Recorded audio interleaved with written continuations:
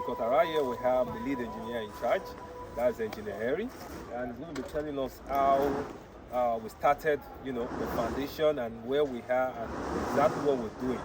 So he's going to be giving us an overview of the whole process of Bericon. So you're welcome, sir. Thank you very much. So when we took over the project, the first thing we did was to do a subsoil investigation report test. That was to check actually. So we need to check actually what do we want to build on, how strong is the soil, and then we stand what we want to do on it, and then we'll call on our geotechnical consultant. Came around and then they did their soil test, took samples to the lab, and when the result came out, we now found out that we can't go with our normal foundation, that we have to improve the soil. And then the option we have to use to fine, we have to what? Excavate some loose soil, some pits, some composable materials from the soil. So we dig up to about a 1 meter depth, and then a 1 meter width. And then we dig, and then we now what? We now backfill that with sharp sand. Why we use sharp sand? Because sharp sand will immediately, because we don't have time to wait for start compacting for a long time. So we use sharp sand, pure sharp sand, dredged sharp sand, free from dirt, free from clay and peat, to backfill back the soil. And then we got our rollers, and then we roll it through to compact. And then from there, we now decided to what? To turn back to our normal foundation. Now we are using raft foundation, beam and slab raft foundation with apron. Now if you could see that towards the end, around the 4 perimeters of the building, we have apron about, so I have to spread the load to consolidate so that the building can sit firmly without deflecting.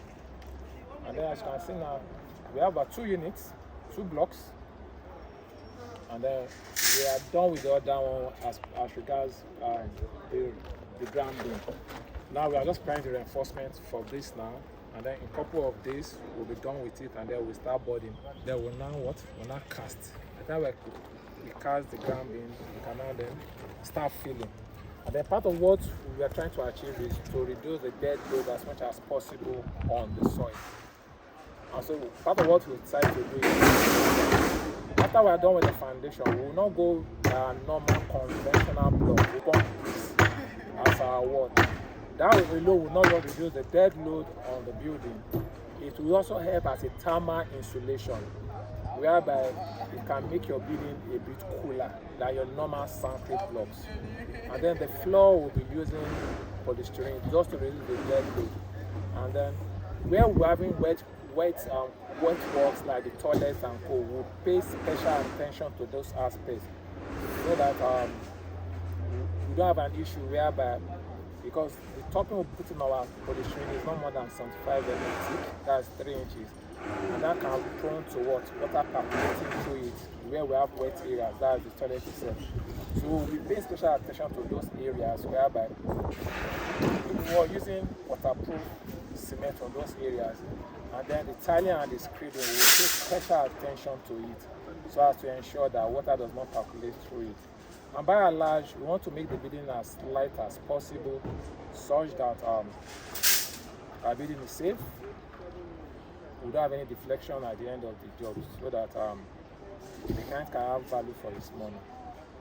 Thank you.